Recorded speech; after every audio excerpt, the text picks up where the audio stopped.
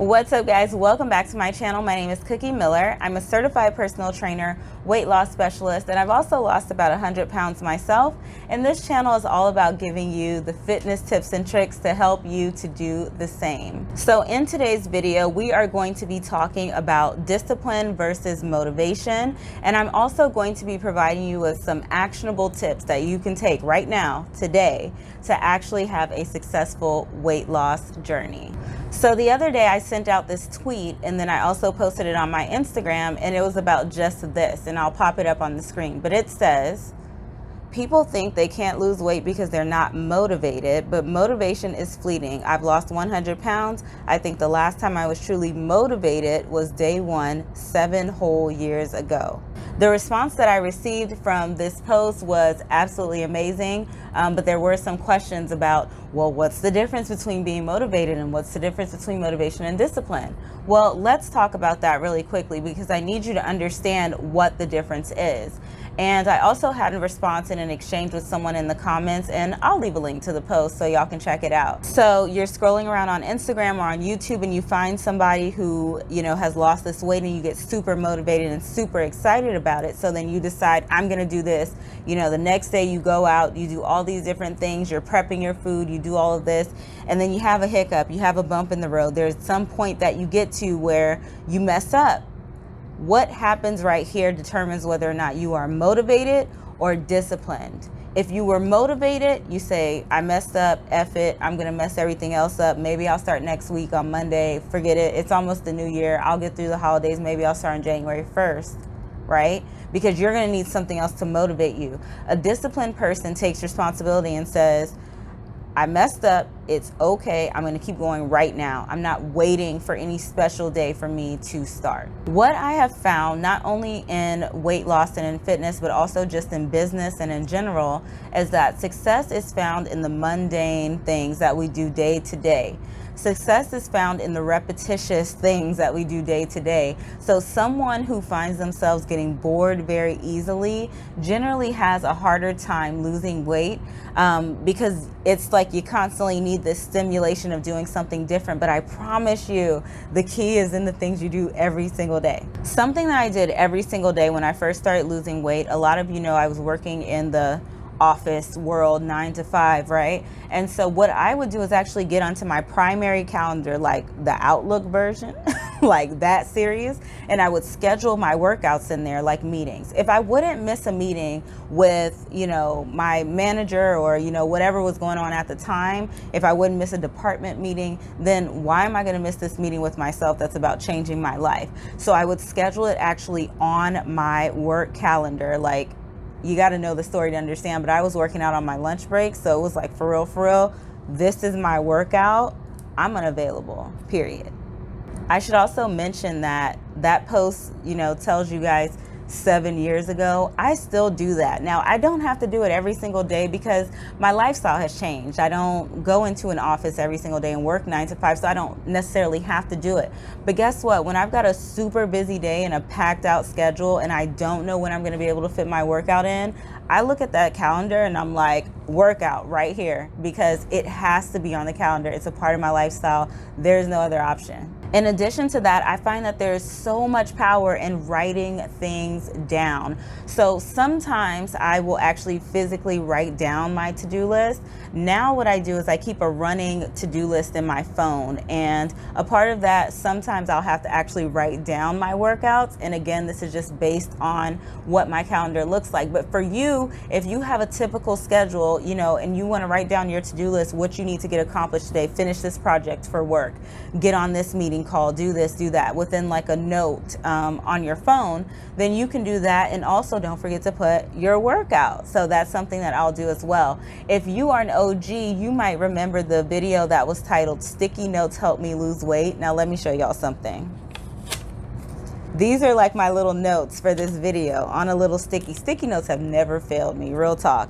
So I'm going to leave a link for you guys to go and watch that video. But in that video, I was talking about how I basically would write out my to-do list on a little sticky note, and I take that sticky note and stick it on the back of my phone and then like check it off as I went throughout the day. But y'all go watch that OG video. Don't laugh too hard, okay? I know it's bad, but don't laugh too hard, okay? My next tip is to determine what your weaknesses are.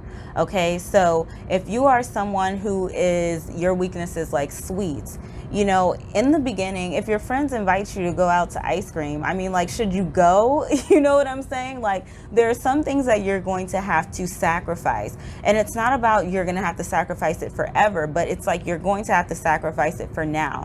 One of my weaknesses still to this day is peanut butter. Like, bruh, I can't do it. Okay, so I do not buy peanut butter. I don't buy it. I tried a lot of things. Like, I tried getting the protein peanut butter and then bringing that. Y'all, I would take that little powder and mix that thing up. That whole jar might be gone in a day. I'm not even gonna lie. I don't have no reason to lie. So just know what your weaknesses are. And then the other thing is figure out the root of those weaknesses and see if that can help you. Because usually, personally for me, like if I'm going to the peanut butter, something has stressed me out, right? I'm stressed, I'm gonna eat my feelings and eat my emotions and whatever. So that's the type of things that you have to think about. You have to have enough self-awareness to say, okay, this is my weakness. I should not buy this, knowing that I'm probably going to eat all of the 100-calorie snack packs, even though I swear up and down this time I'm gonna actually just have one per day. You know what I'm saying? You have to be self-aware. Now, with that being said, that doesn't mean that I don't ever eat peanut butter ever, okay? I've just kept it out of my house, out of my personal space. But can I go out and have, like, I don't know, where do you go and have peanut butter? You know, go out and have peanut butter, or, you know, if I'm at my mom's house, my mom makes me like a peanut butter sandwich or something, can I eat it? Yes, it's just a whole different environment. So don't ever completely cut something out, because it's telling your brain that you can't have this, and then you're going to want what you can't have. Like, hey girl, don't look over there, look, but she's over there saying this and that. What does your friend do? Like, who? What? Where? They want to look. So you don't want to create that situation for yourself in terms of food. Now, another thing is to do what actually works for you. I have talked time and time again about how I was working full time. I was in school full time. So literally the only time I had to work out was either at lunch or I had to be up at like 4 a.m. Okay. I was not a morning person back then, so this was a huge sacrifice.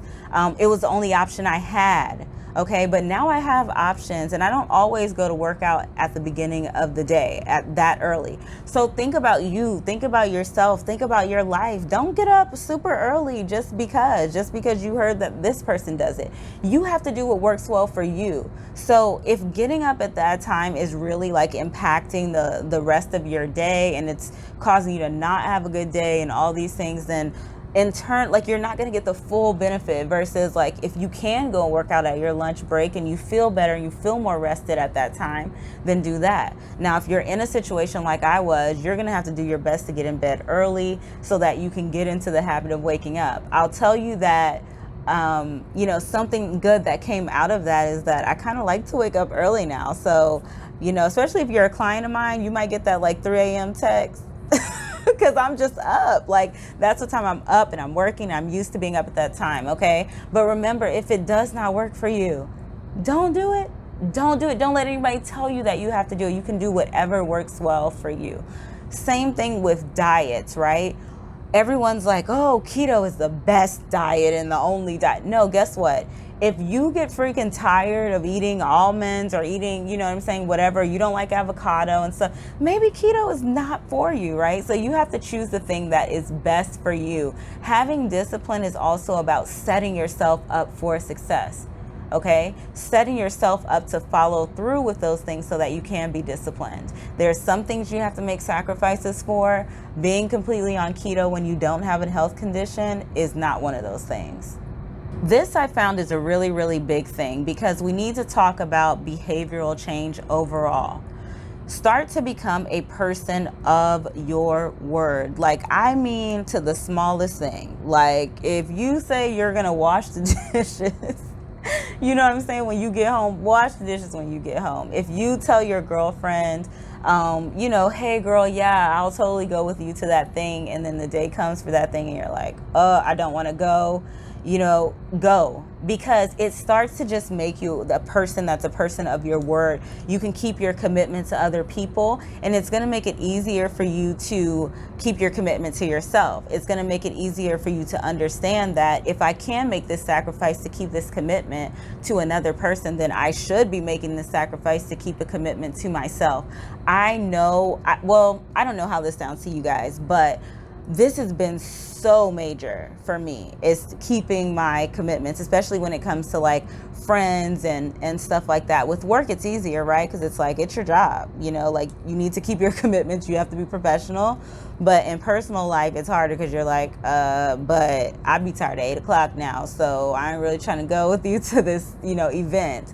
But it's something that if you develop that discipline to do that, then it's going to help you when you say, my workout is on my calendar. Well, guess what? You don't miss anything else on your calendar, right? Like, you don't miss anything. So now you have to keep that commitment to yourself. It is a behavioral change. Let's change the way that we talk. Please, can we please do that? We have to do that. I've noticed that, let's say I compliment someone who I know is like on a fitness journey or something. I'm like, wow, you look great. Like, it looks like you're really getting close to your goal. And they're like, I'm trying, bruh. Don't do that. Please don't do that. You need to say, yeah, thank you. First of all, yes, I am. I'm doing what I set out to do. Thank you so much for noticing. Stop saying I'm trying when it comes to weight loss, when it comes to fitness. You have to start saying I'm doing this. I feel like this also would relate to if someone is asking you to go and do something like going out to eat or something, and you are in the beginning stages and you don't feel like you've developed that discipline yet. You don't think it would be wise for you to do it.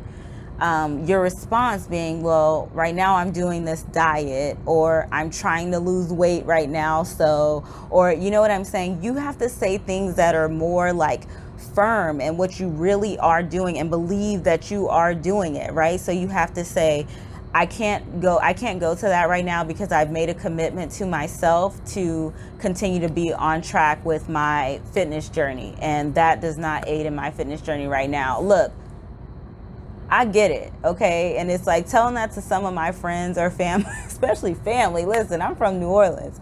Telling that to some of my family, they like, huh? It doesn't matter. You have to forget about what other people think about you and remember who you are trying to become. You are on this journey to become somebody, right? So you have to start talking like the person that you want to be. If you want to be, you want to feel confident in your body, you want to feel this and feel that, then you need to be confident in what you say, confident in your decisions. You can't just be like, oh, well, I'm trying to lose weight. And be like, girl, you could, that's how you get easily pulled back. You need to start becoming somebody who does not get easily pulled away from your commitment, especially to yourself. Please start to embrace being uncomfortable. I cannot tell you how many people I have seen fail because they are unwilling to be uncomfortable. If you cannot get comfortable in being uncomfortable, you will continue to fail. It is uncomfortable to put any amount of weight on a bar on your back and squat with it. It is not the most comfortable thing, but that is the only way, or one of the only ways, you're going to build up your legs. You're going to build up your muscle. You need to have some resistance. You need to have something pushing on you, and that is uncomfortable. That is the same thing when it comes to making statements like I just said, telling your friends like, I've committed to this thing, and what are they going to think about it, and this is going to be uncomfortable, and what if they laugh, and what if I feel uncomfortable? Who cares? Get comfortable with feeling uncomfortable. This journey is going to force you to do that. I'll tell you one thing that I know, okay? Nothing is more uncomfortable than being trapped in this body where you can't even fully be yourself. Nothing is more uncomfortable than being in your 20s and going out to this festival and sitting down and literally not being able to cross your legs, like as a woman. Not being able to cross your legs. I sat with my ankles crossed for years because it literally hurt to cross my legs. That's uncomfortable. Walking upstairs with a group of friends and in heels, and they're like laughing and talking, and I'm in the back trying to like pat my face because I'm exhausted. That is uncomfortable, okay? Eating in excess and feeling incredibly full and then feeling like crap about yourself, that's really physically uncomfortable. Okay, so it's interesting how people will be okay with being uncomfortable in it's crazy how people will be okay with being uncomfortable in familiar situations. But when it's like that double whammy of being uncomfortable in an uncomfortable, unknown situation, then we don't want to do it. But you have to get accustomed to that, because that is where the change is made. I want you guys to leave a comment below. Let me know what you are going to do this week that usually makes you uncomfortable, but you're going to step outside of your comfort zone in an effort to become a better you. Leave a comment below and let me know. I'll have all my social media below for you guys to follow and check out. And of course, information on applying for my online coaching program if you want to be a part of that. And I will see you guys in the next video. Bye.